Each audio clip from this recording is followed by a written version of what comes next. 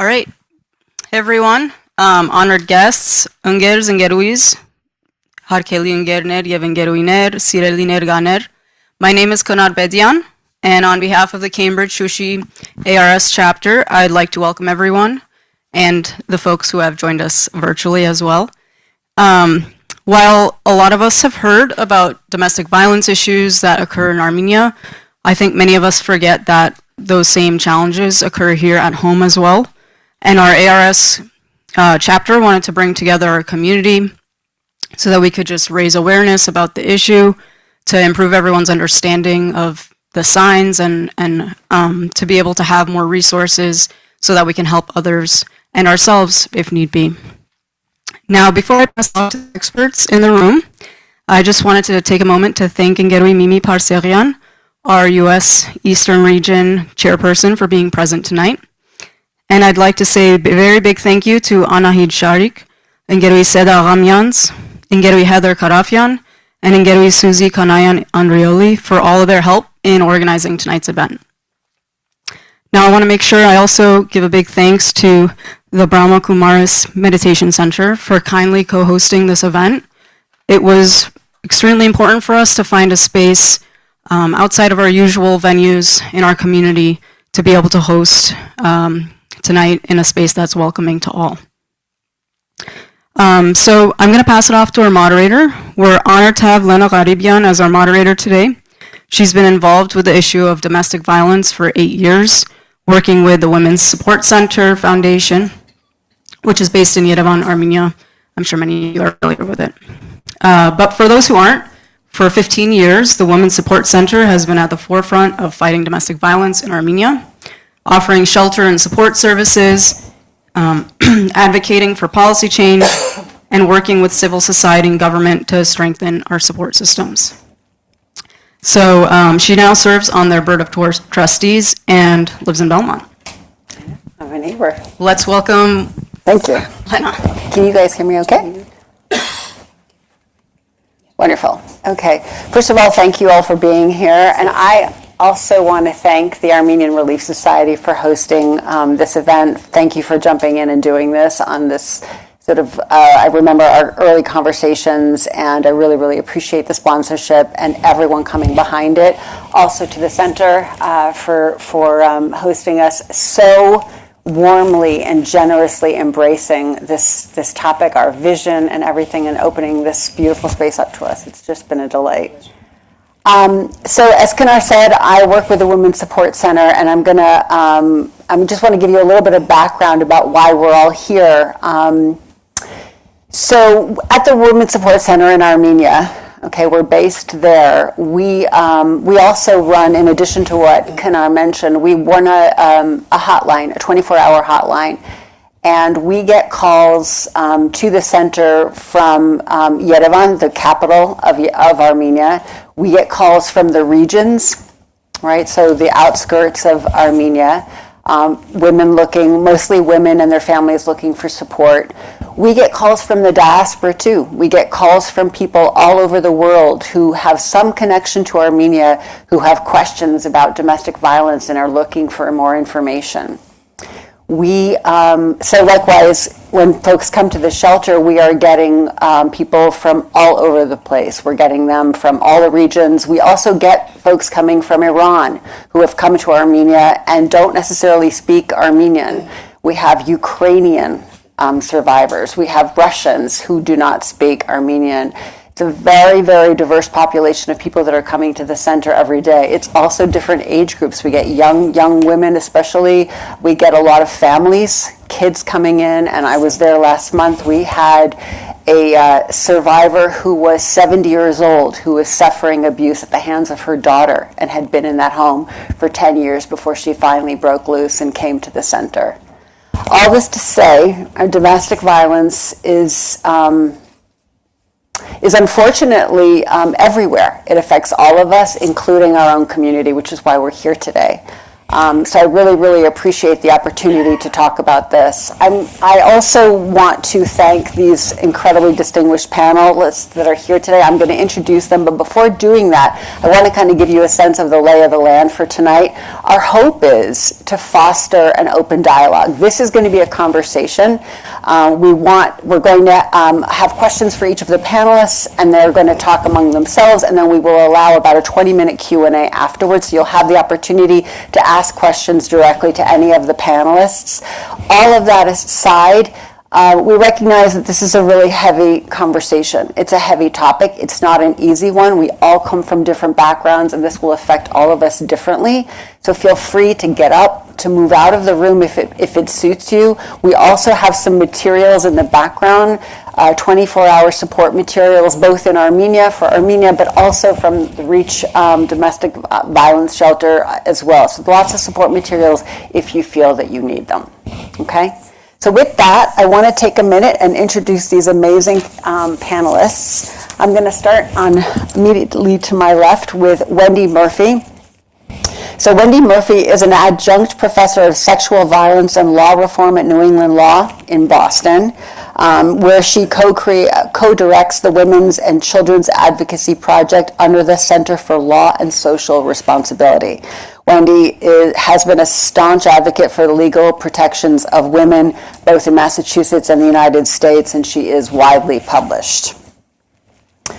To her left is Laura Nackel, who is the Director of Operations in HR at Reach Beyond Domestic Violence, which provides domestic violence prevention and intervention support to 27 cities and towns in the greater Boston area. For 7 years at Reach, Lauren also worked extensively around engaging communities through training, technical assistance, and collaborative efforts to build competencies in domestic violence protection and response. The Reach Center has been phenomenally supportive of our Armenian community, but also the Women's Support Center in Armenia. I really appreciate your sponsorship being here tonight. To her left is Middlesex County Sheriff Peter Koutoujian. Thank you, Peter. Peter is a prosecutor, a legislator, a professor, and a law enforcement leader who has worked on leading issues in public safety and public health.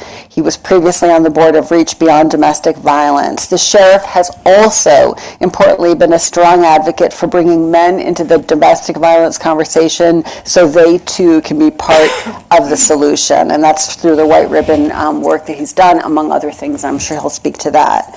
And lastly, to Peter's left, again, so grateful to have you here, Rita Cleary, who is co-coordinator of the Watertown Brahma Kumaris Meditation Center, this beautiful space that we're in. She has been teaching and practicing yoga for over 30 years. She is the founder of the Visions of a Better World Foundation and the Learning Circle, which is a management consulting company in the United States. Actually, I think it's worldwide, isn't it? Oh, God. I'm going to learn how to do this. I'm going to start. All right, so this first question is really, I think, probably a little bit for Lauren, but then I'd love to have everyone's input as we dive into the topic. So let's just sort of level set on domestic violence. So, Lauren, domestic violence is broadly defined as one person gaining control over another. And we know that this control can take different shapes, right? It can manifest in different ways. Can you start by identifying the different types of abuse, with some being more obvious than others? Absolutely. Can folks hear me okay?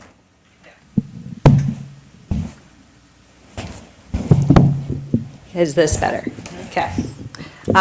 So at Reach, we think about domestic violence as a pattern of behaviors that one person uses to gain and maintain power and control over another person within the context of a relationship.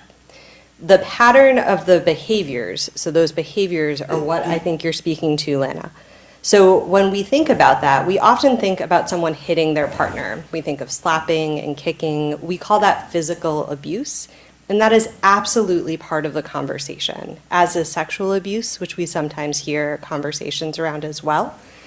What we don't do as well of a job discussing and acknowledging is the other forms those behaviors might take. Those are often around things like emotional, psychological, or verbal abuse, things that are targeting one's soul, one's sense of well-being. That could be insults, that could be isolation, that could be threats around different behaviors of isolating them from friends or family members. We also think about things like financial abuse, controlling finances. This could be someone preventing their partner from having employment, or it could be forcing their partner to have employment but taking the paycheck themselves and controlling the money. Financial abuse can be particularly challenging, especially in suburban communities, because we have this misconception that a survivor would be easy to identify, that they would have low income, that they wouldn't have access to specific resources. And that's true for some of the folks that we work with. But there are also survivors who drive up in a luxury vehicle, who have an expensive purse or handbag, who are getting their nails done every week. But for them, they have access to none of that money because all of it is controlled by their abusive partner in an effort to gain and maintain power and control. We also think about things like cultural or identity abuse, and I think of that as a continuation of spiritual abuse as well. For those of us who have a strong connection to a faith, and that can be any faith that someone holds dear, separating someone from their faith and their identity or community can be a way of furthering that power and control as well. And it can be one of the most pervasive tools, and I know we'll talk more about that during our time today. We often hear about faith being used as a tool to cause harm. When that happens, the way I think about it as faith or religious texts being misused to gain and maintain that power and control. At their core, there can be strength and there can be beauty and there can be connection with all of those communities. But when those texts or those powers are misused for that purpose, that's where we start to see some of those problematic behaviors. We also want to think about things like technological abuse, and that's becoming more and more common each and every day. That is when we're using some form of technology, again, to further that power and control. And those are the two words that I really hope that folks will take away from this conversation today. When I first started working in the domestic violence movement 15 plus years ago, it was a different world because we weren't all carrying tiny computers in our pockets all the time. So I would hear things like, this person installed a tracking device, and that might have indicated that someone had a very high proficiency of technology, and they were able to utilize that to gain and maintain that control. Today, the reality is it's so simple to install spyware on someone's computer, to track someone. We all have an app automatically preloaded into most of our devices. So it can be really simple ways of instituting some of those behaviors as well.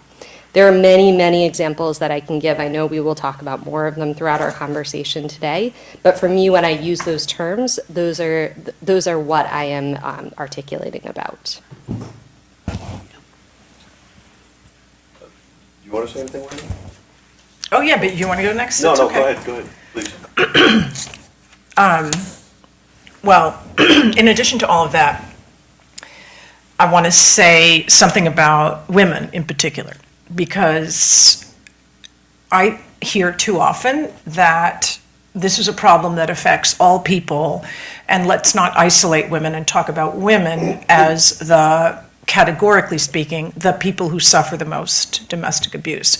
Well, I do want to focus mostly on women because women do suffer more domestic abuse than any other category of people. Yes, other people do suffer as well, but it matters that women are targeted, and it matters that women are targeted by men, and it matters that our legal system enables that to happen and empowers men with authority, not just through religion, although that's a big one. All religions give male supremacy, all religions, which makes women second-class people in the eyes of God. And not surprisingly, since religion led to civil law too gives men supremacy, legal supremacy over women.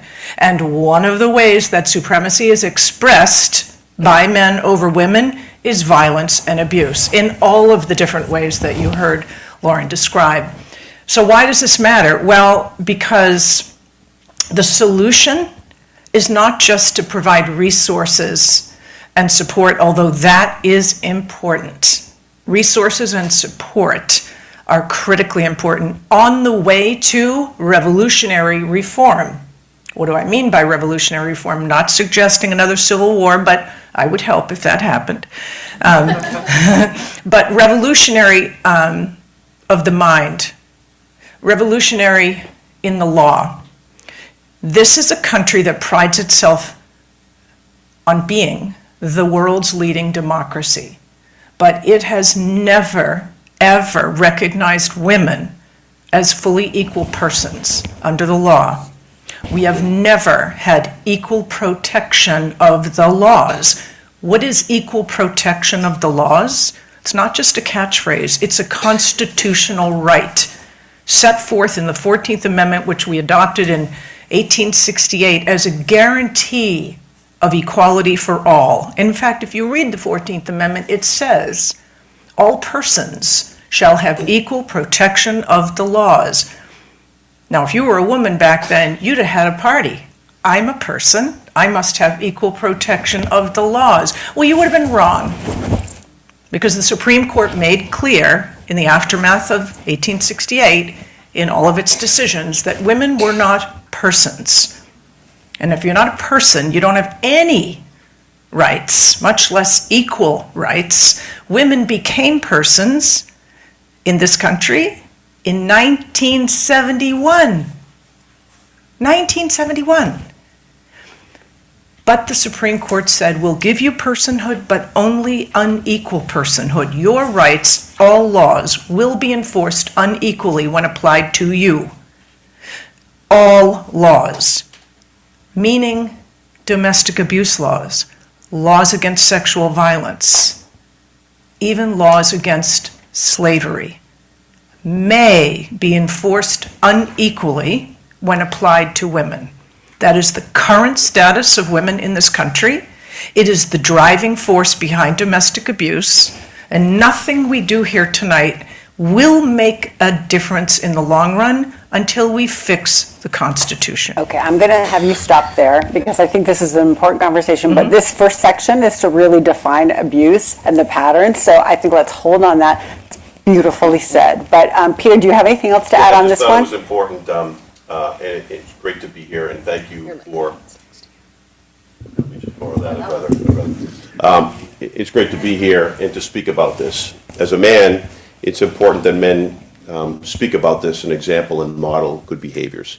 It's not for us to come in and take over a situation, which is sometimes a tendency that men have, especially when I'm around Wendy. I'm very careful about that. I went to law school with Wendy, actually. We've known each other for a really long time. Good. We've worked in the DA's office together, and we've just, our careers have kind of paralleled over many years. But it's really important that men are here to be part of the solution, to be supportive, and to lead by example, right? And to show what appropriate and healthy behaviors are in relationships. I did think it was just important, if I can, just for a moment, to speak about the cycle of abuse. I think this is Absolutely. That was kind of where we were going with our next question. So start. Go ahead. And then anyone else. Yes, go ahead. Laura really mentioned, a great, honestly, it was a great summation of what's going on. But the cycle of abuse is something I didn't know about as I grew up. I didn't know domestic violence. I didn't understand it. The first time I learned about it was in the district attorney's office, and that's where you learn about the cycle of abuse. And at first, I wasn't really sure what exactly it meant, and then I came to understand completely what it meant, and it's so similar in almost case after case after case. And I've got a couple of notes here because some of them, the points are really, I'll go through them very quickly, but they're kind of important to note. And it goes there's 4 phases to it. It's from tension to explosion to a honeymoon to calm, right? But I think it's understanding each of these phases that's important to understand how this happens to people over and over again. And aside from the power that people exert in order to keep people in a relationship, how this cycle can keep people in relationships itself. So the first phase is that explosion. It can be an act of abuse, violence, irritable, or the tension building, where the irritability is growing, the tension's growing, the frustration's growing. A victim might feel like she's walking, or he or she, but predominantly she, is walking on eggshells, right?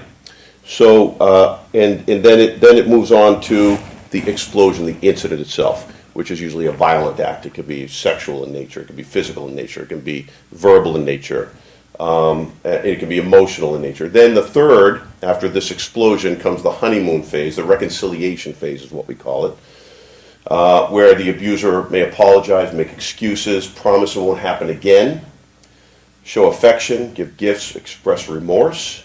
You know, I personally believe sometimes they feel this sincerely. I don't think it's insincere. I think this is part of the one where they sincerely realize they messed up and are trying to make it work.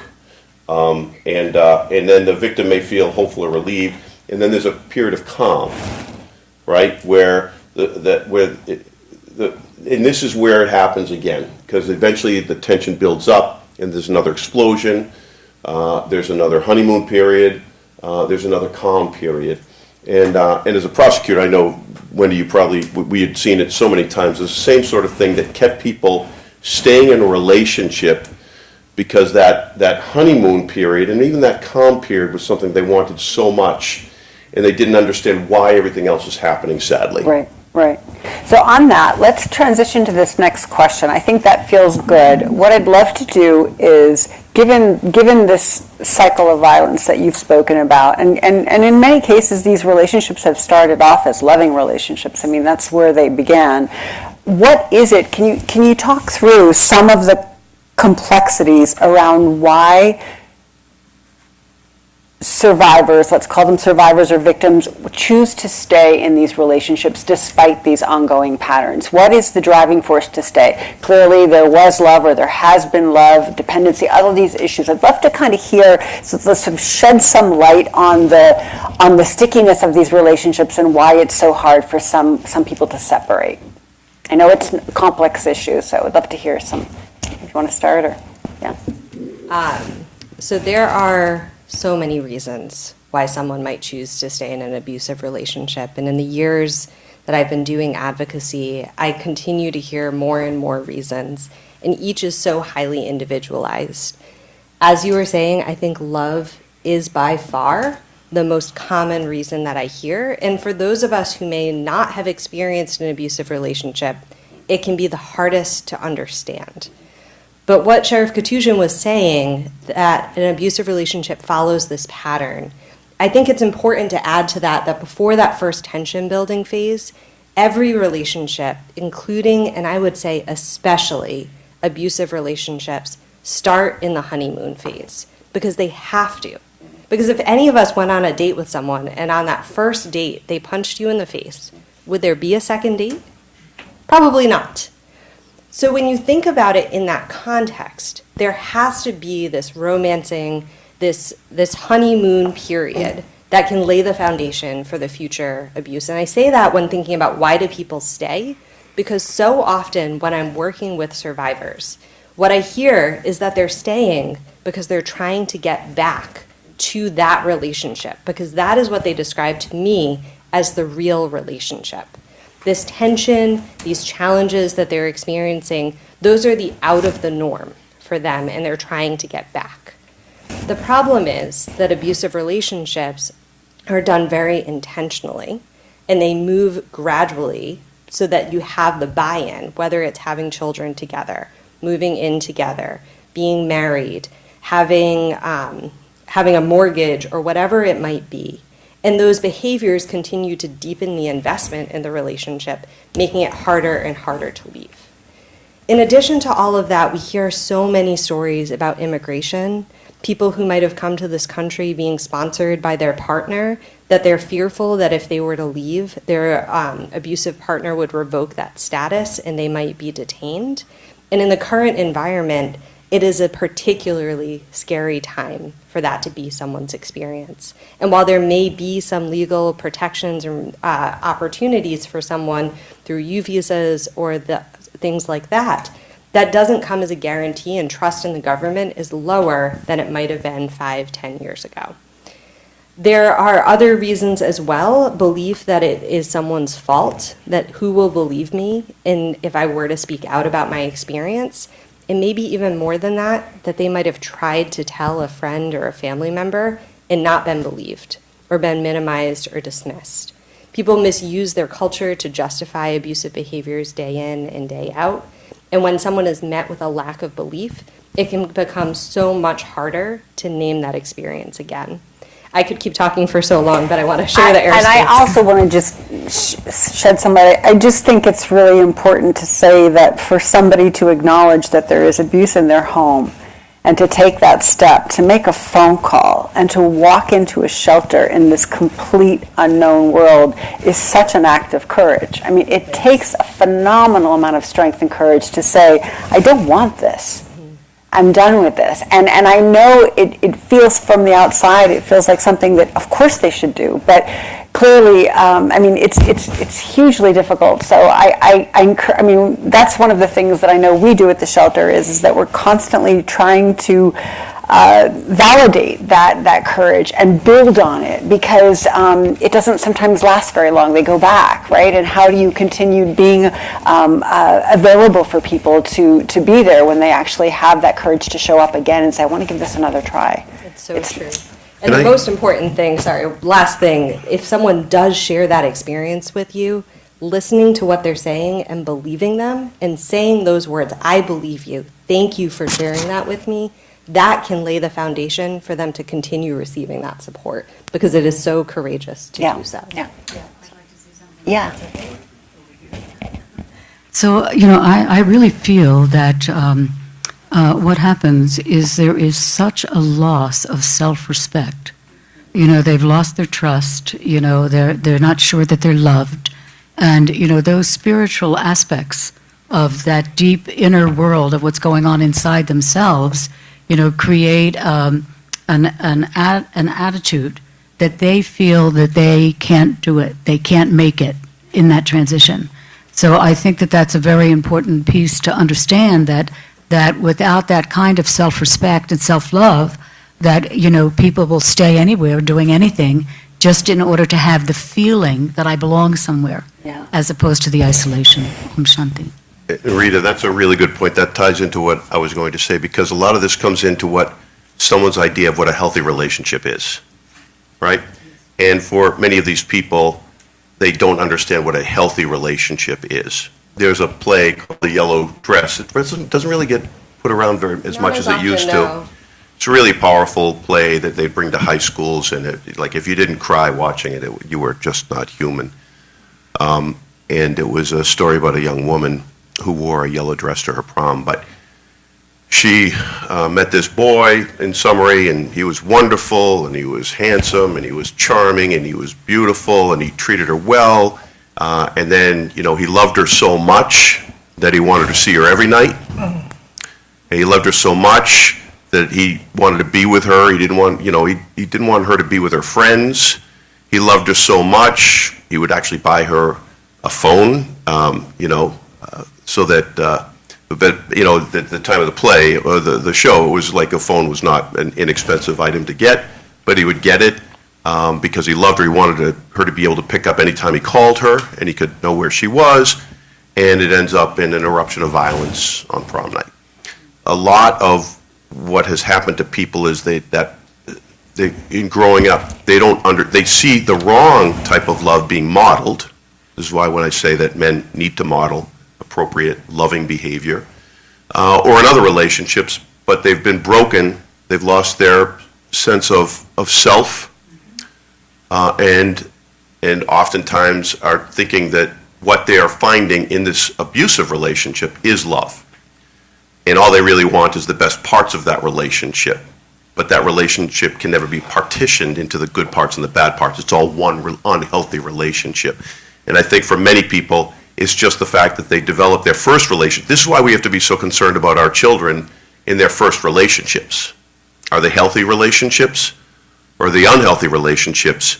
Because so often that will be what they're thinking about for what they want their future relationships to be. Yeah. I'll just add a couple things. One is we raise girls to be nice, and that has got to stop. Absolutely ridiculous. We raise girls to be obedient. We raise girls to be the peacekeepers. We don't raise boys to feel those same things. If we did, I might not feel bad about what we're doing with our girls, but we are creating the imbalance that fuels that sense of entitlement that men have. And if you read the research, domestic abuse happens primarily, if you ask the guys who tell the truth about it, it's a sense of entitlement that causes them to hit and to abuse and to control. And it is the girl's expectation of that authority that causes her to submit, obey, agree, not fight. That is a problem. That dynamic comes from our law, comes from our culture, comes from our history, and is really hard to fix because it's in us. It's just in us. It's like in our epigenetics. But I want to say one other quick thing, which is the number one crime in every city and town in Massachusetts is domestic abuse.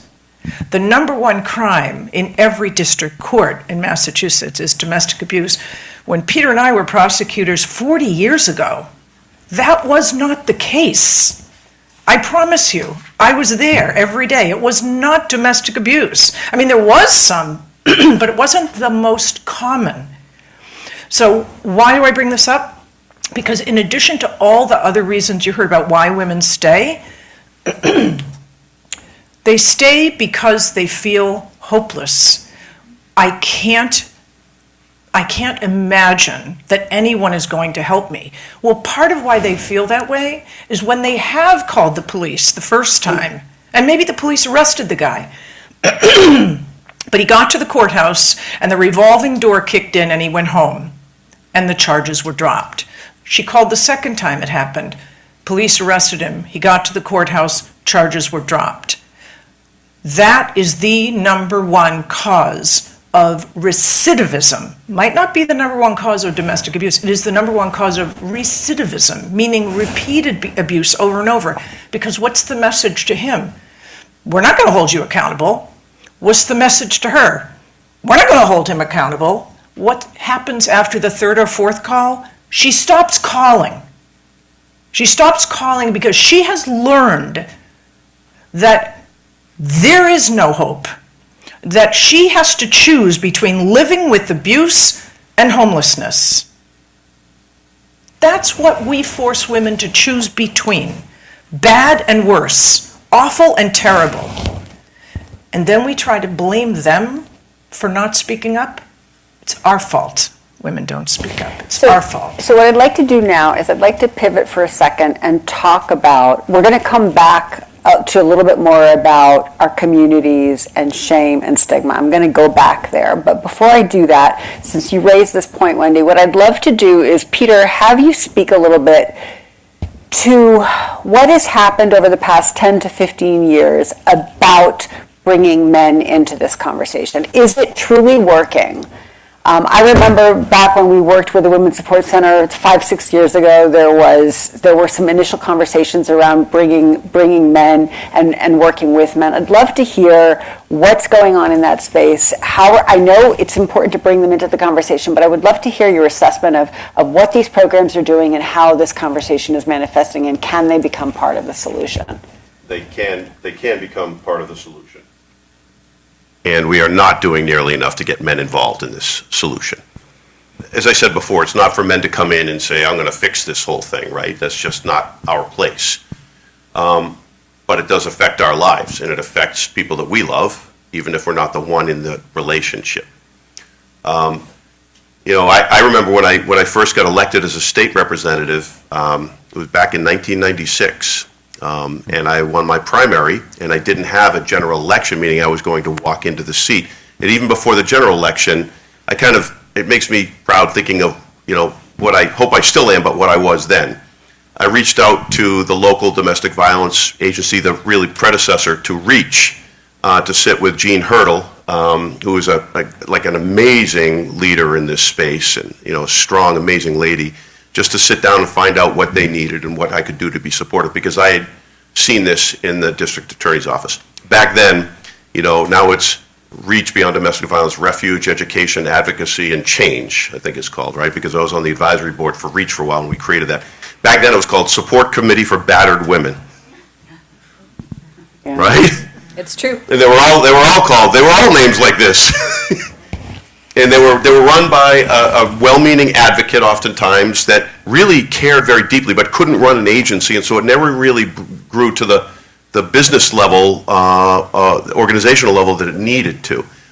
But yes, men should be part of this. When I was first elected, there was it was the murders in Canada that started the White Ribbon Campaign, and before that had happened, I actually started a subgroup in the legislature called Men United Against Domestic Violence. Not as bad as Support Committee for Battered Women, but not a great name either. Matter of fact, my friends used to say, why don't we just call ourselves Men Against Violence, which I think they were missing the point, but I got their point too. The point later became, after this, the situation in Canada, they created the White Ribbon Campaign, where men would step forward and declare their opposition, I don't know, what would you call it, Lauren? Not opposition. They would take a pledge to be a part of the solution. Right, yeah, to be part of the solution and ending domestic violence. Thank you. I got to be the statewide chair a couple of times for that. It was really powerful. And then we'd have a lot of men coming together and women coming together for some big white ribbon campaigns in the State House and elsewhere. Very powerful, and we'd reach out to communities. There's not enough men. I've been around long enough where at the very beginning of this work that I was doing as a state representative, I was the only guy in a room and the only man in a room. Now you don't see that quite as much, but there's still not enough men involved in this issue to stand up, and again, stand up against domestic violence, but also show that we can be loving, caring, respectful people as well, and that this is how we will teach our children to behave. This is how we will example our behavior. There is a much greater place for men in this conversation, but I think sometimes men are afraid to get in the conversation. They're uncomfortable about it. Maybe they know that they tend to kind of mansplain, right? And that's not our place to mansplain, right? And so I think it's a hard. So it's got to be other men that bring sometimes the men in with the organizations in a way that will make them feel like I am accepted here. This is my problem too. I am part of the solution, and I can be an advocate on this, against domestic violence myself. It's just we've got to get the men, we've got to bring the men in, we've got to make them realize this, and then keep them coming in as well, because it was pretty active for a while, and I don't know if it's been as active in the last couple of years, Lauren. It ebbs and flows, but I will say I am joined today by my wonderful colleague Travis Hinton, who's out in the back. Travis is our Director of Program Management at Reach Beyond Domestic Violence. He serves on our leadership team, but one of, I believe, his favorite parts of the job, and something I was fortunate enough to support for many years when I did prevention work, was actually working with a white ribbon group that's based out of one of the community roundtables. And we brought a flyer with us if you are interested in learning more. This is a different than the pledge-oriented kind of publicity event that the White Ribbon Campaign had become, which is so important to raise awareness. But it's not going to end domestic violence. It's a big pledge, it feels good, but does it actually do much? It pulls us together, but then what do we do after that? And that's what this group of men is doing. They are gathering, I believe, on a monthly basis or every other month and having conversations with one another and with other men about what Wendy was talking about before. How are we raising our children? But specifically, the flip side, how are we raising our boys? How are we raising one another and holding one another accountable as men to have those conversations? So they lead activities thinking about what does it mean to be a strong man? What does it mean to be a good man? And why do those two terms not line up together? Right. How do we explore that together, and where are those problems coming from? They lead activities of engaging people in watching a movie together and having a discussion, of challenging one another on those conversations.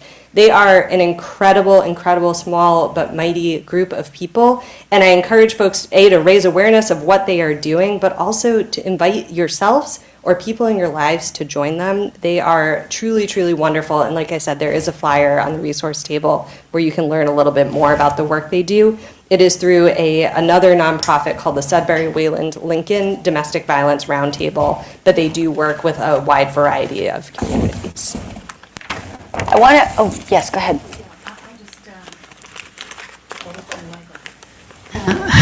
What I was really thinking about as I was listening to you is that, here now at this time that we're living in, the anger that exists, within so many of the families.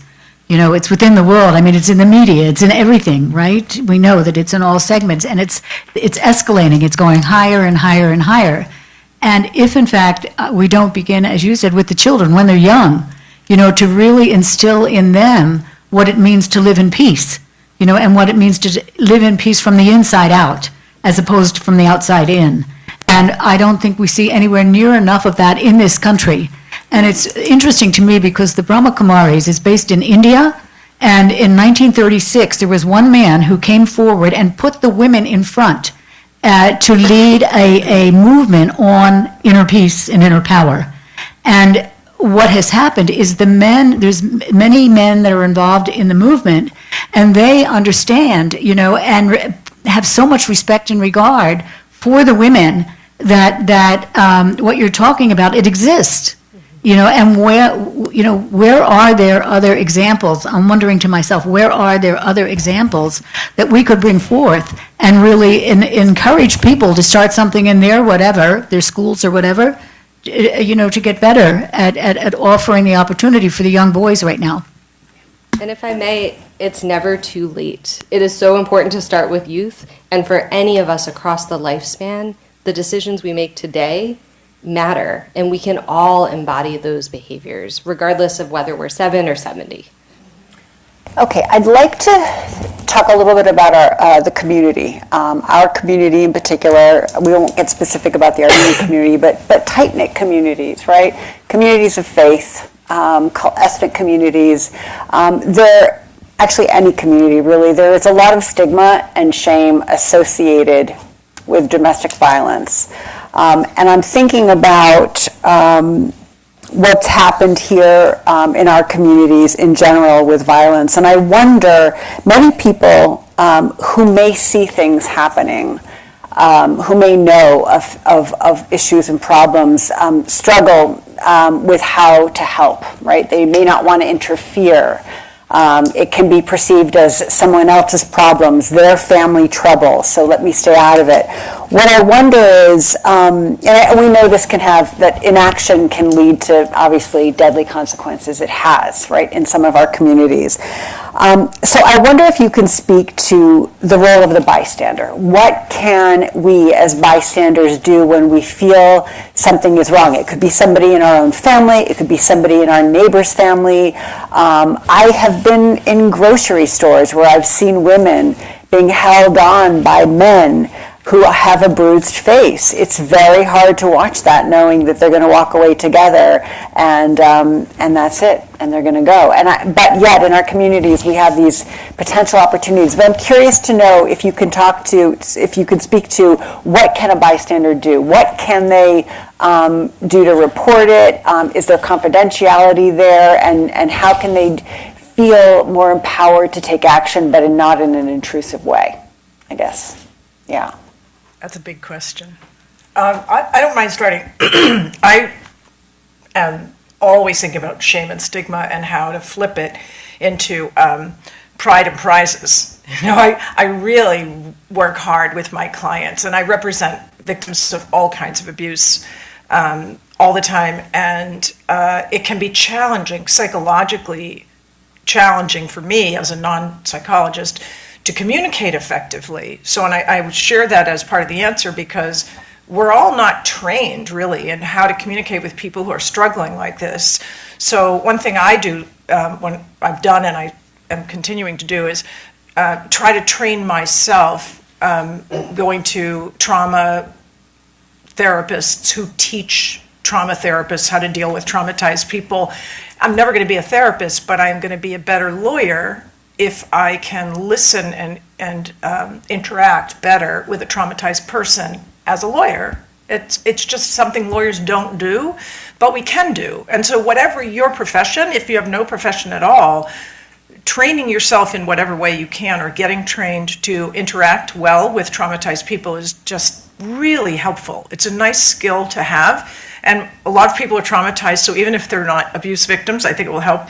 And when I say pride and prizes, I do try to communicate to my clients that it's really great when they can speak up. And, you know, you deserve parades and the exact opposite of shame and stigma. Now, I can say it and they don't necessarily feel it, but it's a way of thinking, right? We all say, oh, what about the shame and stigma? And I recoil because I want to say back, there is no shame. There's no stigma. The only one who deserves shame and stigma is the abuser. Let's just be clear. There's only one person who deserves shame and stigma. It is the abuser, not the victim. End of discussion. Mentally agreeing with that concept is very empowering. For me, the lawyer, and for the victim to hear it, maybe it'll stick. I think family privacy is a huge problem because culturally we do think that things happen behind closed doors. They're not our business. That is true some of the time. It is true none of the time when it comes to abuse. There is zero confidentiality in crime that happens behind closed doors. Crime that happens behind closed doors is just as much the public's business, our business, as crime that happens in the middle of Main Street. It is always the public's business. It is the quintessential business of the public to expect crime to stop wherever it happens. It doesn't matter that it happens behind closed doors, and it doesn't matter that it's sexual either. And I want to say this so we all understand. We're talking about domestic abuse like it's physical and or emotional, financial. It is almost always sexual too. 99% of domestic abuse victims are sexually abused too. We just separate them for some reason. It's not fair because it makes them think it's different. Well, I guess I'm only a victim if I have a bruise, but if I was raped last night because my husband told him I had to have sex with him because he's married to me, that's not domestic abuse. Yes, it is. It absolutely is. And there's no reason to think differently of those types of abuse. Opening up that door to that conversation, just making clear to the victim that it is all the same, is enormously empowering and gives the woman an opportunity to say to herself, wow, so I don't only have to talk about it if he hits me, I can actually talk about what happened in the bedroom. Yes, you can, and I will listen, and I won't judge, and I will help, and it's not private. Sex that's criminal is never private. Wonderful, thank you. Thinking again about the bystander, somebody who knows what's going on in the community, and what are some of the specific actions that they can take when they recognize patterns of abuse? Sure. So I appreciate what you're saying, Wendy. I do want to specify that there are some legal protections. So if a survivor were to call the police, there are differences in what can be published in Massachusetts according to state law. And I don't know if Sheriff Koutoujian, if you want to speak a little bit more about that. But it is not the same as other types of crimes that someone might be experiencing. I have mixed feelings about that, if I'm being honest, because it does lead to some furtherance of that shame and stigma. And it also creates access for people to feel safer calling law enforcement for support. And I know our law enforcement system is not perfect in this country, and there are so many survivors who are afraid to call the police. As friends or family members, the police are an option that you could call. But I do want to offer some caution of when and how we might utilize law enforcement or utilize a social services organization to reach out to survivors. Because the challenge is it may not be something that is arrestable. And what Wendy described earlier of police showing up, hearing a story, and then not doing something about it, is more likely to happen if they're not called during a physical violence incident. So being aware of how and when and why am I reaching out to specific resources is incredibly important. There are options if you notice something that's happening in the moment. So let's say the situation of I hear my neighbors are arguing and I'm hearing crashing that's happening in someone else's apartment or in the house next door. Depending on where you live, I could always see into my neighbors, into their oven. I knew exactly what they were cooking for dinner every night. I could hear if they were having an argument or a disagreement. But for other survivors, especially in some of the wealthier suburbs that reach supports, there are long driveways that separate them from other people. So that may or may not be someone's experience. But if you're worried in the moment, there are 3 Ds that I often advise people to think about. You could directly involve yourself in the situation. Name, this is not okay. Would you like to remove yourself? Maybe you're at a bar and you notice 2 people having a fight. You could go up to those people and say, hey, my name is Lauren and I am really concerned about what's happening here. That may or may not feel safe for people. That may or may not feel accessible. You could also distract in the situation. You could stumble over and say, hey, do you know where the bathroom is? Some comedic intervention, just something else, recognizing there are actually other people around in this conversation can sometimes diffuse the situation just enough that it can take the edge off. Or you could, so we've directly addressed it through direction, we've distracted, you could also delegate. So you could ask someone else to intervene for support. Some of those options might be calling law enforcement.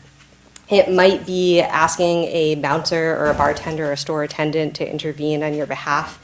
It could also be asking a mutual friend or family member to reach out to that person. More often, though, we're not going to witness the actual incidents that are happening, or if we do, we're witnessing those tension-building incidents that Sheriff Koutoujian spoke about earlier. In those moments, having a conversation on the side can be one of the most effective conversations. So I always encourage people, when you are taking the trash out, if you notice your neighbor, being able to pop over and say hello, asking to go for a walk together, meeting your friend for coffee, finding ways to connect in person can be incredibly helpful, especially if you're concerned that their partner might be monitoring their texts or their emails or having some sort of tracking that might be happening as well. And when you're having those conversations, specifically creating an open space for them to name their experience. If you can name, I noticed this, I'm worried about this. If there's something that you want to share with me about your relationship, know that I'm here and ready to listen.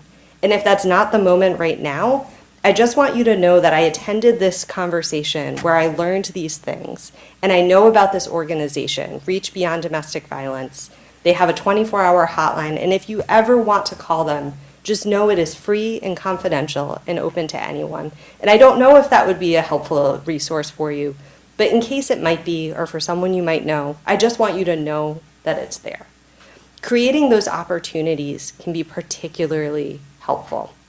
There are some confidential options. I did double check with one of our local police officers as well. If you were to call the police and you are not a mandated reporter, you could ask for a wellness check to send the police over to check on someone. But again, unless the incident is happening at that moment, it could actually raise the physical risk for a survivor because now the police are showing up at the door. So it's really an assessment case-by-case situation. The last thing I want to name is that hotline that I just described, and again, we have some resources in the back with the phone number. That is not just open to survivors, that is open to friends, family members, community members, and we love getting calls from someone who says, I need to talk about someone in my life that I'm concerned about, and I don't know how to have this conversation. Our advocates are trained to be able to sit with you and sit with that pain, and I do this work professionally, have for many years. When it's my friend or my family member who's experiencing abuse, I want to rush in and save that person and pull them out of the relationship. The most important thing is for them to not further lose power and control over their choices, and that we can provide them opportunities and options. So that's where them naming, them choosing to call the police, them choosing to call our organization is so much more impactful than us making that choice on their behalf. Lauren said it so perfectly, quite honestly. It's the empowerment that's important. A couple of thoughts. Lauren made the point, from the long driveways to the triple deckers right on the street, you can hear it on those triple deckers. You don't think it happens down in those more affluent communities. It happens just as much. I don't know that it happens more, but it happens just as much. And again, it could be physical abuse. It could be sexual abuse. It could be economic abuse. It could be just verbal abuse. There's so many ways to abuse someone. When we think about people suffering, it's not just physical abuse that they suffer so terribly, right? It's all these other ways that they suffer. About what do we do as bystanders? I mean, I'll just give you, I remember when I was beginning as a prosecutor in Middlesex, and you would have that, the type of case where there would be an arrest, or, perhaps the victim of the violence actually came forward or not, but it would be in one day, and sometimes, as often is the case, and there's a lot of reasons why a victim of violence will ask for the case to be dismissed. Happens a lot. And it can be because they love the person, but it also can be because they're afraid. It can be because they've got a child at home. They have no place to go, or they know their partner has no place else to go, and that will ramp up things. It can be completely financial. It can be on a pension. Law enforcement get arrested, or for domestic violence.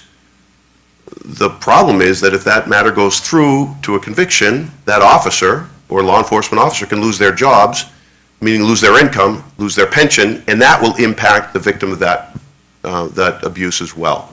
So there's a lot of different reasons why they'll pull back on these things. And again, sometimes they love them. But I remember in cases where a person would come in and the case would be dismissed. They'd come in again, the case would be dismissed. Would come in again, the case would be dismissed, and some number of times. And I realized, because sometimes you just wanted to say, like, stop wasting my time. I'm angry about this. This is just ridiculous. Stop doing this, and becoming angry at this person that has been victimized, when that's the time, and this has taught me a lot about when I was sheriff, that's the time when you just continue to have that handout ready, because that fifth time, that 10th time, that fifth, whatever it is, could be that one time that they were ready to step away. And if you're not there for them, then they won't have that opportunity. I think when we're speaking about direct engagement, I get a little bit worried about that, quite honestly. I think we have to be careful about that. Honestly, I think it's a great thought. Wouldn't it be nice to go and be a hero? But the fact is, a couple of things. One, emotions are really high. And while you may or may not be bigger or smaller than the perpetrator, you don't know what they're going to do now or later. And that's just on a civilian engagement. You don't know what's going to happen to the victim once you leave that scene, when now that perpetrator is even more enraged that he has been embarrassed and called out in public. Because quite honestly, my feeling is perpetrators of domestic violence are bullies. They're cowards. They're chickens. I don't have much respect for them.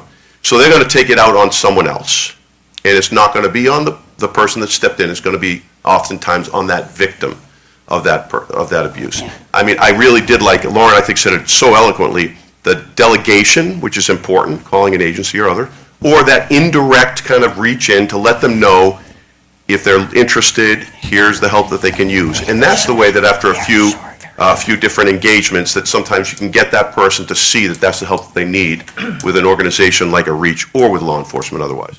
She's got 2 minutes. Well, I just want to add, and maybe we've all said this in one way or another, but I want to emphasize that we've talked about a couple of things, including why victims don't leave. And my mind, I always want us to stop saying that and say, why is he doing it? Not why isn't she leaving, but why is he doing it? But secondly, let's assume you know that there's a reason she's not leaving. Let's just make up the reason for this hypothetical, that it's because she doesn't have anywhere else to go. You might be the solution for that. You might have an answer. You might be able to say, you know what? I know that the reason you're not leaving is because you don't have anywhere to go. I have an idea for where you might go. Or maybe it's something else. Maybe you know that person and you know what the sticking point is, and you're the only one, or you're one of the people who has an answer to that question. As we keep saying, for everyone it's a different reason. Why do they keep going back? Maybe they're afraid to be alone. A lot of women are just afraid to be alone, so they stay. Well, there are answers to that, and you might be the solution. You might be able to say, I know you're afraid to be alone, but I have an idea. Something that small where you don't have to say, I know you're staying with him because, but you know them and you have a solution, and offering it up just as another way of taking the pressure off, eliminating those barriers and opening that door. We all have ideas about how to help people, but since every person is different, we have to approach each victim with some sensitivity to that question. What is it that's making her stay? May I add one more thing? I know we need to move on. Yeah. One of the most important things not to do when you're worried about someone being in an abusive relationship is to directly tell them you should leave this relationship. So please keep that in mind. The challenge with that is, while it comes from a really well-intentioned place, if they choose not to leave the relationship, and on average it takes 7 to 13 times of leaving a relationship where a survivor will continue going back and forth before they fully leave. When you think about it and you had your best friend say, you should leave or you need to do this, and then they don't, will they turn back to you? Will they continue having that conversation? Or did you inadvertently put up a barrier or a fence? And if you did do that already and you're like, oh my goodness, I just said this thing 3 months ago to this person, it's never too late to have a conversation and say, I don't know that was helpful and I'm sorry. And I just want you to know that if you'll trust me, I am here to listen to you and I will do my best to try to hold on to that and help. Yeah, thank you. So, Rita, I want to give you a minute to talk through a few things. We've talked through a few things. We've talked through this idea of listening, having empathy for someone's voice, not judging, not jumping to conclusions. We've talked about the different kinds of abuse, the way that different abuse can manifest itself emotionally, physically, spiritually. We've talked about lack of self-worth, right, and some of this stemming from that. I'd love to sort of give you an opportunity to sort of speak to some of these spiritual issues and how we can start to repair and how we can start to build some of these connections, which I know it's a big topic, but I feel like there's a space to kind of give that a little bit of conversation. Mm-hmm. So thank you for that invitation. Because the healing is really the focus that's needed. How do you help these people, who have been through this, who are living this kind of life and have had the experience of it? How do you help them to be able to go beyond what that experience has been and what that experience has done? And, from a spiritual perspective, one of the main healing methodologies that we can use is to create a practice of meditation in our lives. And it doesn't sound like it's something that would happen very quickly, to all of a sudden shift from being in such an abusive situation, right, to being able to calm the mind enough to even think about it, turning to meditation. But if there's, as you were saying, if you have a relationship with those that are in it and you can suggest it, what happens is, meditation invites you to step away, from what's going on outside, and you turn your attention inward, into that sacred space within where you can begin to recognize, first of all, that we're more than the body. We're not just a physical body, that there is a soul, there's a spiritual connection that we can make with ourselves, go back to ourselves, in order to bring a different type of power, right? A power that comes from a connection with what we might call a divine source, whatever you consider that to be, and in that connection with source, to take the power from that source that would recharge the battery of our mind and our soul and our hearts. So healing is an important step, no matter where we are in the process. And I know this because I had this kind of situation early in my life. And I know what happened to me when, in fact, I turned to that space where I turned inward.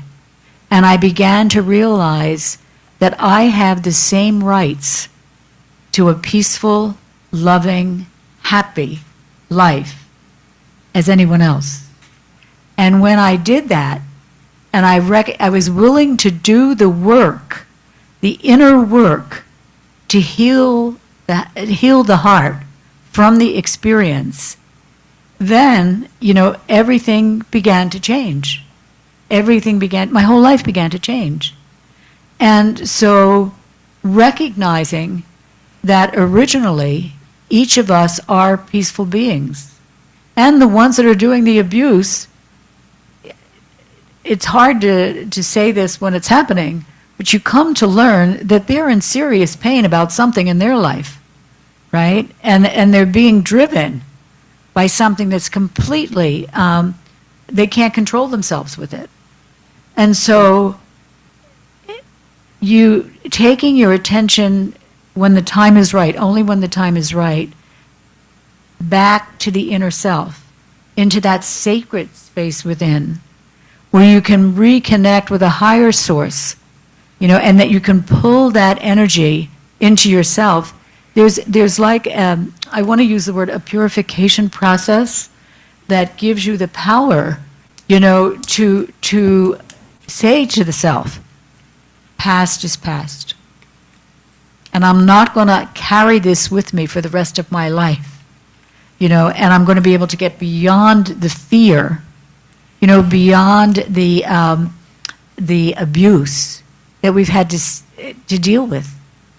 And if somebody had told me that when I was in the midst of it, I'm not sure I would have believed it. I would have said, airy-fairy, right? This is not true. Absolutely. But to really remember that, we all have that power, and that to stay in an awareness that I am a sovereign, a self-sovereign, to learn to love the self again, to learn to empower the self, to be able to build that courage and build that strength through the remembrance of who we are as a whole being, and then to be able to integrate and to give ourselves time to heal. And one of the beautiful things that we do is, use the power of silence for that. Sometimes we don't want to be too silent, and that's fine too. That's why I say the time has to be right in order to go through your process. But the process is very, very simple. It's remembering who you are, truly at your core of your being, inside, right? And inviting those original innate qualities of peace and love and happiness, to take you beyond the fear and the struggle. And as a result of that, you learn to trust yourself again. You learn to love yourself again. So Om Shanti. Thank you so much, all of you. With that, I think we're going to open up some Q&A to the audience, and Anahida's going to manage that. So I think there's already some hands.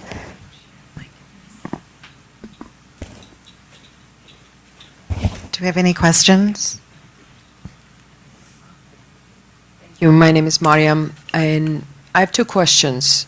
One has to do with coercive control and the new Massachusetts legislation on coercive control, and how coercive control is form of violence. And I think most women don't know that when the law changed last September of 2024, coercive control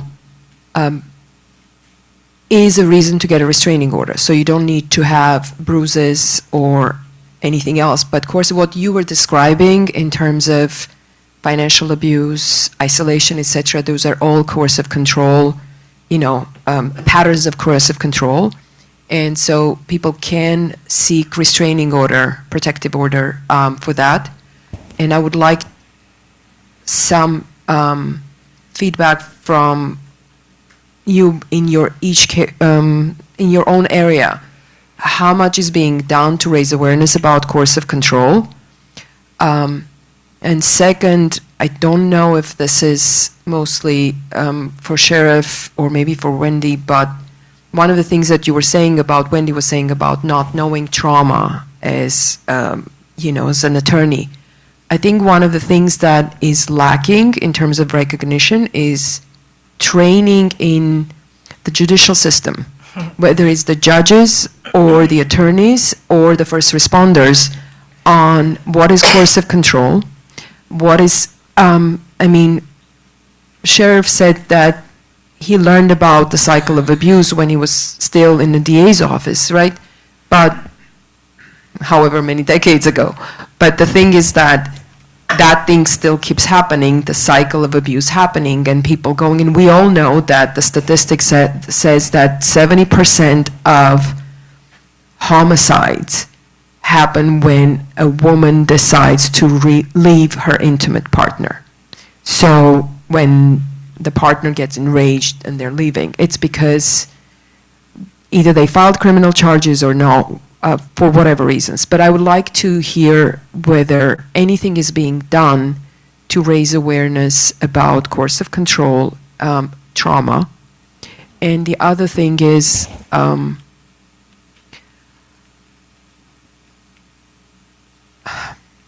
in our own community, and we had a recent case when there was a violence against someone from our own community. In our own community, I would say it's going to be an uphill battle to bring men into a conversation because they are a band of brothers. And not only would they not get involved because, in my opinion, because they don't want to get involved, but they think so highly of that person because they look at that person as a reflection of them. If I'm friends with them, they must be a good person. They look so nice, they contribute, they participate, that they would contribute to the abuse by isolating the victim even further. So if you could comment on the training of the legal professionals and coercive control, I'd greatly appreciate it. I'll just say a couple of quick things. One is that the increased risk of leaving, increased risk of dying when you leave or when you get. I don't believe that data is fair. I don't think it's fair to say out loud a woman is more likely to be killed if she leaves or if she, calls police or whatever, because that correlates her seeking help as she's going to get killed, and that is the most powerful deterrent. Because she hears that, oh, I really need to leave, but I'm going to end up dead. No. First of all, the reason she's more likely to be killed is because by the time she actually reaches that point of wanting to leave, his violence has escalated so much, he's going to kill her anyway. So I really don't like to repeat that. I think it's false. I think it's based on bad data. It's misleading, and it deters women from doing what they need to do. If he's going to kill her, he's going to kill her whether she's leaving or not. There are provocative events that can increase the risk, but I just think we need to stop saying that because I don't think it's true and I think it's harmful and dangerous. The second thing is on coercive control. You may know this already. Massachusetts was a little late to the game on coercive control. It's been around across the country for many, many years, and invariably, and I want to be corrected if this is wrong, it is not helping women at all. Yes, it is a new tool to get a restraining order, but restraining orders themselves aren't doing anything to help women. They are, if anything, a decriminalization of abuse, because if a woman is beaten, which is a crime, and she goes somewhere and they say, well, you don't have to report it to police, but why don't you get a restraining order? It's a way of sort of communicating to her that, well, it's a crime, but why don't you just get a civil thing? So you treat violence against women as a civil problem, when if it had happened to a guy at a bar room, there's no restraining order for men in a bar that beat each other up, right? So why aren't we decriminalizing violence between men at a bar? It's a problem for me that restraining orders aren't that effective. Restraining orders work to restrain men who feel like obeying the law, and they already aren't. So you add a restraining order to it, they're still not interested in obeying the law, and now there's a piece of paper on top of it. So for me, coercive control, yes, it's a tool to get a restraining order, a new tool, but across the country, they're not helping women, these coercive control laws, and in fact, they're empowering men. Why? Because men are using coercive control laws to get restraining orders against women, which are far easier for men to get when they point out coercive control features, because the woman doesn't have to hit them. Now they can say, she's using coercive control against me. She's manipulative. She lied. She, hid whatever it is that she did that was manipulative, abusive, and controlling. Suddenly he has the power to get a restraining order, and she hasn't hit him. Coercive control is being used against women, which, by the way, is not uncommon. When we go to change laws at the State House and it looks good and the intentions are good, the fact that it gets flipped and then gets used against women is very common. We used to have a law called the presumption of custody. If you were an abuser, the presumption in law was you couldn't get custody of the kids. It has zero value today in law. It does nothing for women who thought it was a good idea. They fought for it. They spent all their energy on it. All I'm saying is be careful about overvaluing coercive control. Having said that, what we do need to do is teach women anything that will empower them, including their rights. I so loved hearing about the inner peace focus and the notion of I have a right to live in a peaceful world without fear of being beaten and raped anywhere, especially in my own home. That sense of expectation is one thing, but there's a lot attached to that we can teach about called rights. You live in a country where you have rights. Okay, you don't have full equal rights. I'm not going to go there, but you already know that. I told you that in the beginning. We need to teach women what their rights are. Where can they go to assert their rights? Is there free legal advice? I promise everyone here, I will give you free legal advice until the day I die. I do 80% pro bono work, not because I don't like money, but because most women don't seek legal advice because they don't have the money. So I promise you, if you call me, I don't do family court work because I would be in jail. It's a terrible environment to be a lawyer. But other than family court work, and even if you have a family court question, I want to offer myself to anyone and anyone in your community. A phone call to me is free. I represent people for free all the time, no obligation. Please call me anytime. If I can add on, so the way restraining orders work, for those who might not be aware, a restraining order is a civil issue, but a violation of a restraining order is a criminal issue. So with coercive control in particular, and I do agree, we are seeing that abusers are misusing this to file against survivors in too many cases. That being said, it is another tool that can increase access for survivors where there may not have been physical abuse or they weren't willing to speak of physical or sexual violence, both of which are already criteria to obtain a restraining order.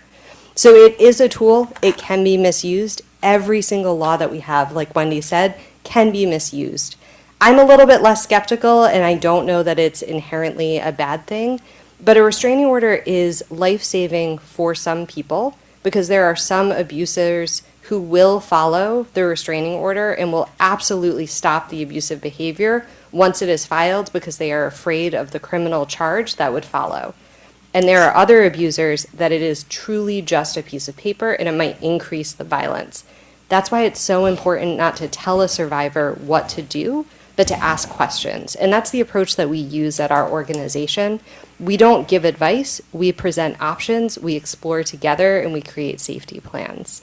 So all of that is just to say it is a powerful tool. I don't know that we're doing enough to share the awareness around it, and I do fear if we share too much awareness, what does that mean for the misuse? And that's not an excuse for not raising more awareness for people who might really benefit from the access. So thank you for raising it. Are you good with that? Peter? They said pretty much everything I would have said. Okay. Is there anything you want to touch on with regard to men? She talked about men in the community and sort of the band of brothers. I don't know if there's anything there. I know we're running down on time. It's 8 o'clock. Are you in the so- band, Peter? No. I mean, this is an interesting issue. I mean, there is legislation right now in the Armenian parliament to work on perpetrator rehabilitation. I don't know if that's the correct term, but it has. It's been interesting to get research in this country to feed into Armenia because that is what the government is trying to work on next, and it's an interesting topic for us. So Wendy always has a different take, and she always pushes the envelope, which is really important, by the way, because if you don't have someone like Wendy really pushing the envelope, then we don't really grow and learn as well. Listen, Armenians, it's a patriarchal society. You know, I've been over to Armenia, I can see it.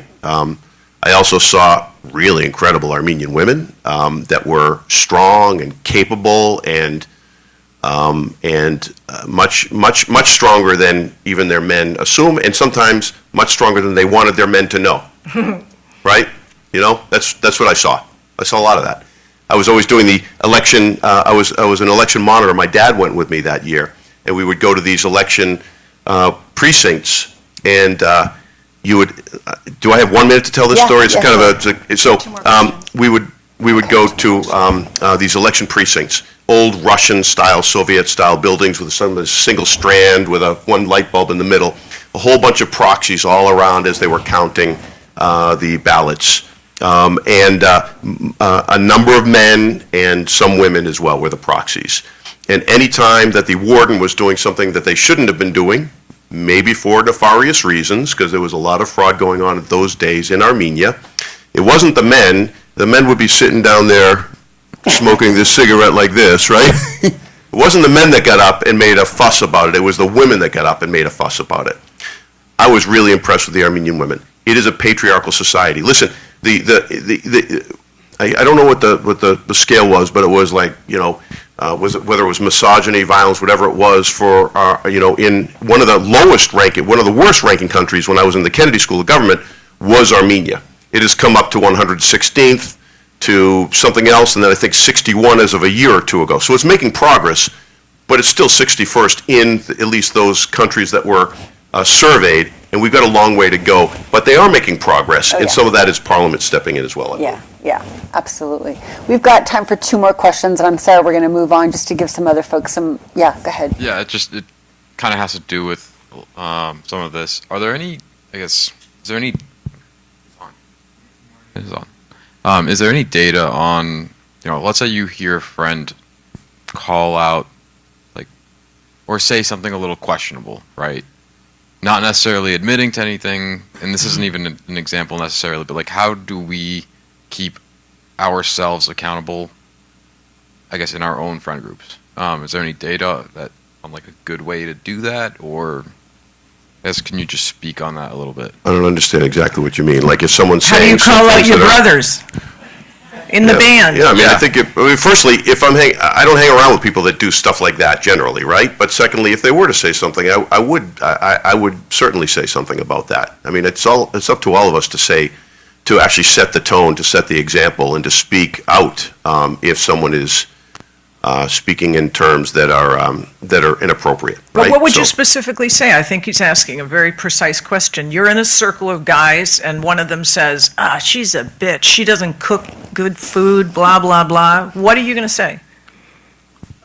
Wendy, I don't recall being caught in a situation like this, but if you want me to make something up right now, I guess I'll have to, Rita. I don't know. I haven't been faced with that situation. I don't hang around with people like that speak like that about their spouses, about their girlfriends. I don't. So I don't really understand what it would be like, but it's certainly known that people shouldn't. I don't know if it's because people know not to speak about that in front of me because of who I am and as a sheriff, maybe. But I just haven't been caught in that situation, and I don't hang around with people that would speak poorly of their spouses or loved ones or girlfriends or partners in any way. So I really haven't been faced with that specific example. Lauren, I was going to say, what would you do? What do you think? What do you think you would do? Thank you, Wendy. The professor. I mean, generally speaking, I'm just like, that's kind of whack, you know, don't say Right. that. But like, is that always, what I'm asking is that the most effective way to actually address that, right? Like, if you want to talk about like a grassroots within men effort to kind of make this not just a women's issue, right? How do you kind of change the conversation and how we talk about it and how we call each other out within our own groups? Because, like, you know, somebody says something like, oh, forgive me for saying this in the space, but she's a bitch, right? How do you call out your friend in an effective way, not just like a, hey man, don't say that, you know? Like, is there something better to do there? I think the most effective thing to do is the language that would be used. So if saying the phrase, like I heard you say, that's whack, or whatever it is that you would normally say if someone said something that doesn't make sense or isn't acceptable, whether it's about a sports team not performing well or an insult to someone that's homophobic or racist or misogynistic, just naming in colloquial, everyday terms, that's not okay, in whatever way you would normally do that, can set a tone of, no, that's not okay here. And when you consistently do that and show up and have conversations of, you know, that doesn't feel good because of X, Y, and Z. Sometimes I can use really professional dialogue. I don't necessarily do that with my friends. It really depends on the context and the circumstances of each conversation. But someone you might want to look into is Jackson Katz. He's a researcher. He founded something called the Mentors in Violence Prevention. And what's interesting about that bystander intervention model is it specifically looked at encouraging student athletes, because they were natural leaders in their schools, and how they could become not just bystanders, but he coined the phrase upstanders, which is a fun academic term of just saying that they would intervene when they notice something. So all of those moments are very small, and it's specifically about just naming, hey, that's not okay right now, and being able to have those conversations. But I encourage you to check him out. He has probably some of the more effective data. There's other folks out there as well, but he is from Massachusetts, done a lot of research at Northeastern. I just want to say Jackson Katz is a pretty cool guy. Like, he actually went to school for women's studies. Actually, he's really been doing this his whole career. And one of the things that he speaks about is sometimes it's not even about the individual that you're addressing. It could be about the rest of the group that you're setting a tone for, right? So that can set the tone that's going to be more important and last longer than just when you think about engaging with that one person, changing their behavior. That may or may not be possible, especially in that public setting, but you can change the behavior of the rest of that circle as well. And I would add the wrong thing to do, I'm not going to tell you what to say, but I would say definitely don't joke about it. Don't make it funny, because if it becomes the joke, then it's not only acceptable, it's applauded. Laughter is a kind of approval with extra approval.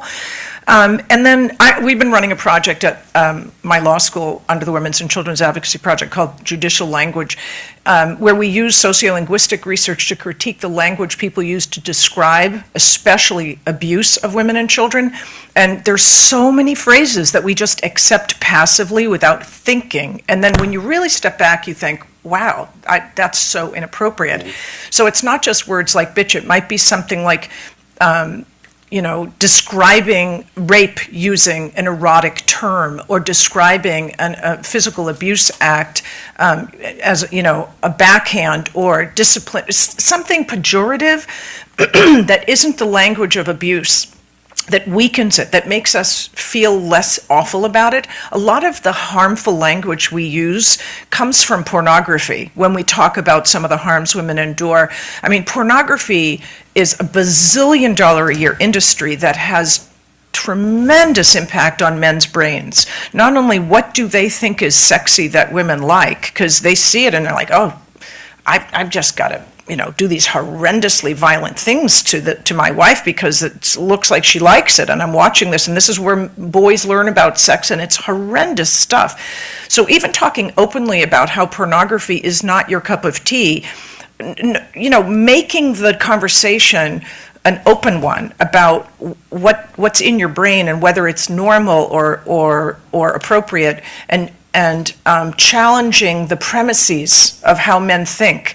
Sometimes it's not the right environment. You're at the pub, you're having a beer, that might not be the right moment. But I'm deeply concerned about the way pornography has made violence against women delightful. If you see violence as erotic, why would you ever not hit your wife?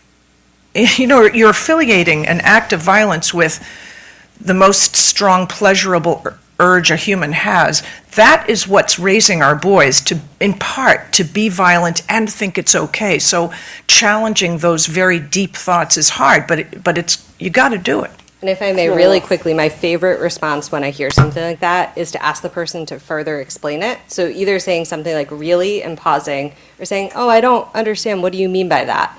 That creates so much tension and discomfort.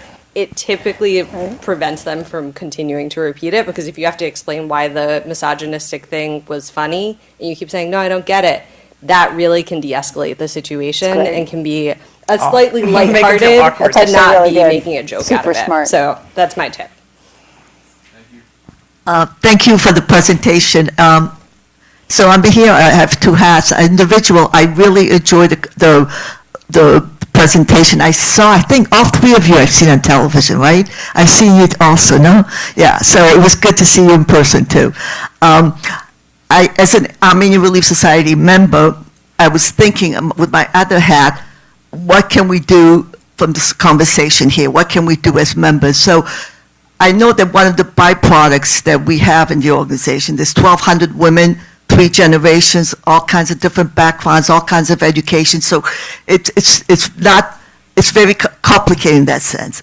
So one of the byproducts is empowerment and self-confidence, but it's a byproduct. It's not something we sat there and figured out how to help what we call our Ingaris to be more confident. So all of you in here who are ARS members, I'm going to give you homework. Go back and think about what we can do to help other Ingaris. I think that's the beginning of ending a lot of these issues with women, is those women that feel as if they don't have the power to speak up, don't speak up. And Wendy, I'm going to invite you to the next ARS convention so you can see women speaking up, okay? I'll be there. Thank you. Wonderful. All right. We have time for one more. It's your call, Anahid. You're in charge. So We'll just do one more. Yeah, okay, one more. Just a quick question for Wendy. Wendy, you talked about the court being a revolving door. I'm curious if it's the same way if the judge is a woman. Yeah, my experience is it doesn't matter. Some women are horrible to women, and some male judges are very kind and good to women. Sometimes it's the judge that's a male, he's being paternalistic and protective, which is just the flip side of sexism, right? We don't want to be protected, we just want to be treated with respect. So no, I have not noticed a difference at all in having a female judge. I've seen some very bad female judges. I think once you are elevated to a position of power, especially a judge or, I mean, whatever the position is, you've already made a lot of compromises as a woman, so you're going to go with the program. And the program in our legal system is an ugly one. It just is. Women are disrespected at every level of our legal system. As I mentioned earlier, because it's allowed, it's just part of how it all works. It's very hard to challenge. But you know, coming together like this is part of the solution. Every one of us in this room either has been a victim or knows a victim. Every single one of us. That's the glue. I mean, it's a terrible kind of glue to have, but it is a glue that brings us together to look for change, not just helping others, but talking about why and, you know, educating and not educating in a way where we say, let's just find a place to put all the victims so we can keep them safe. But how can we work together to change our community? That's not easy, but we will do it if we stay together, come together, be together. I mean, when we were talking about planning this program, I said, let's not do this as a one-off. Let's leave and say, and we're going to continue to meet in some way. I mean, I put her in charge. She's already in charge. But I said, well, I'll do it. I'll come. I'll be there, whatever you want to do, because it is the lack of continuity in the commitment and the fact that we're often reactionary. Well, this thing happened, so let's have a meeting. That's not working. That is not working. There are more dead women in Massachusetts this year than last, more than the year before. We all know what the Armenian genocide is, right? We know that word genocide. We know what it means. Well, this is called femicide. When you kill a woman because she's female, especially if it's an escalation in the aftermath of abuse that we could have prevented, that's femicide. It is the systematic destruction of women because they're female. This is part of how we put a stop to that, and every single one of us has a role to play. Thank you. Thank you so much. Well said. I think we are done. I don't think I have anything else to say other than just what's next, which is that Rita is going to lead us in a meditation. And I think with that, after the meditation, you are invited to sort of get up. Remember that there is literature in the back. We have a lot of different pieces of literature from Reach Beyond Domestic Violence. I have a few pieces of literature which are written in the Armenian language, which have a call center in Yerevan, but they're also just good informational pieces if you want to take them for someone who is Armenian speaking. And with that, again, thank you so much for being here, and I will pass it over to Rita.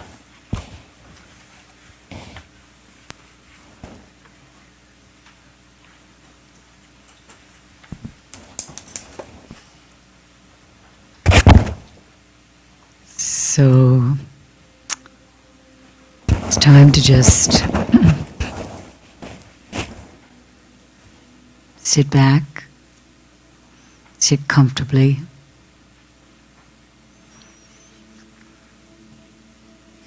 Close your eyes if you're comfortable doing so.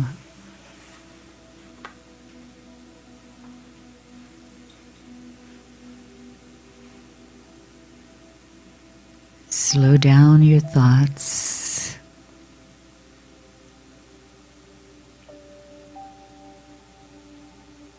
And turn your attention inward.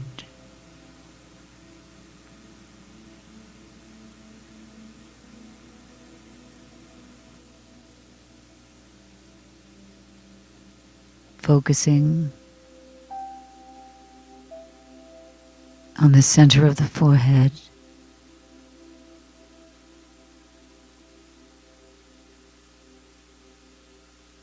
Where I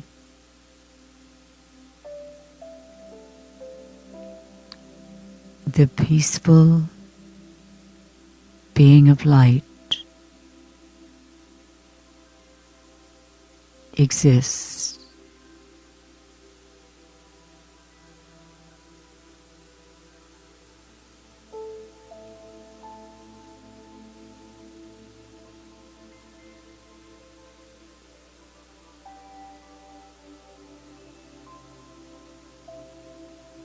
I, the soul,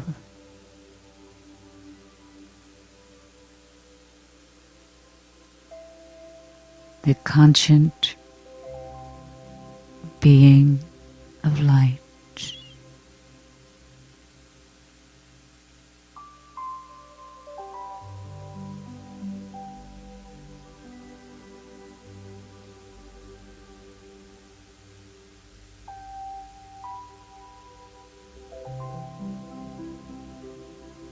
In my original form,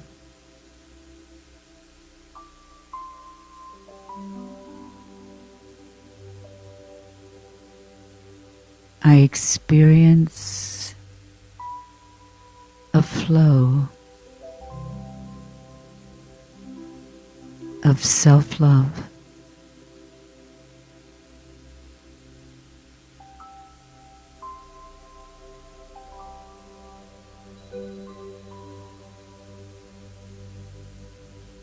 Of peace,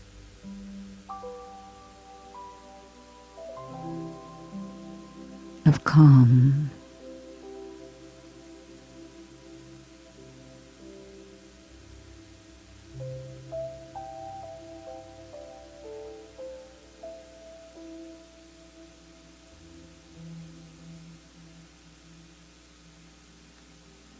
and I remember that I am a powerful,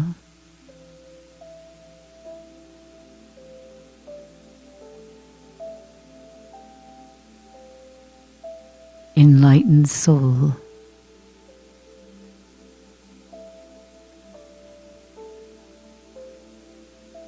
And with just one thought,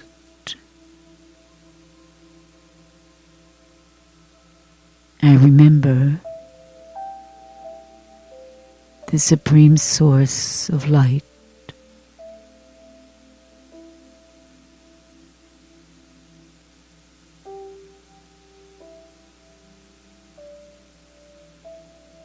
my mind still.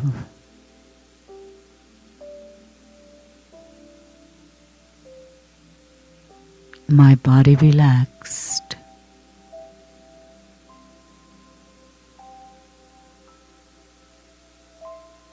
And I ignite the spirit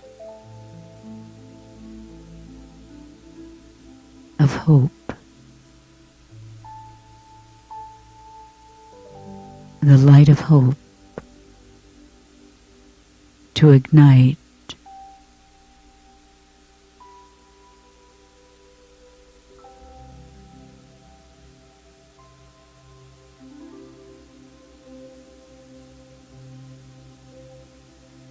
and I remember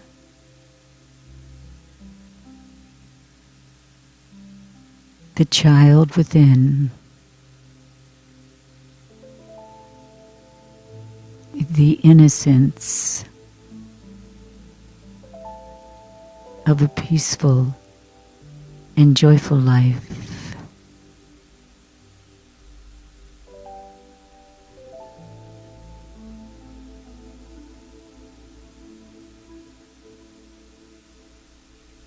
And at any moment, in just 1 second,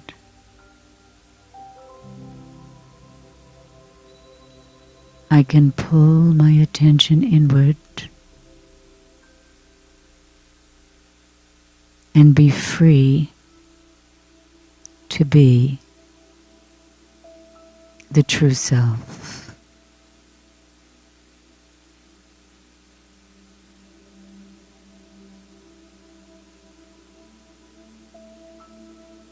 Free to be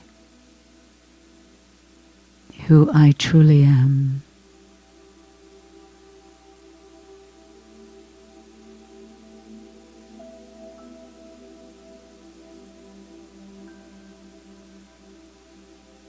And now, I allow myself to just come back into the room with full attention, opening the eyes.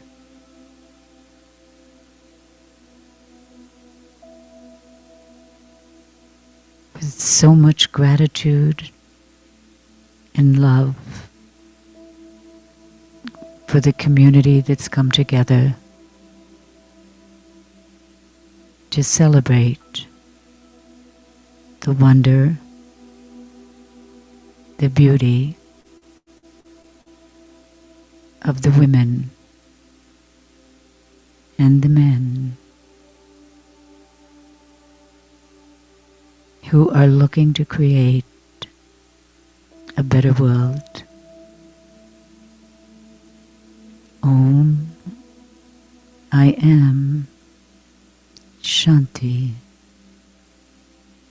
peace.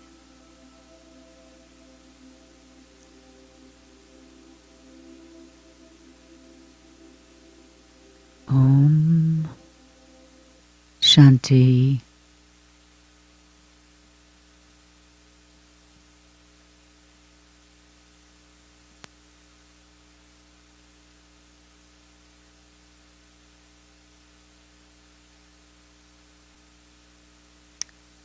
So thank you to everyone for coming to the Meditation Center. We hope that you all know that we're also here anytime you want to stop by.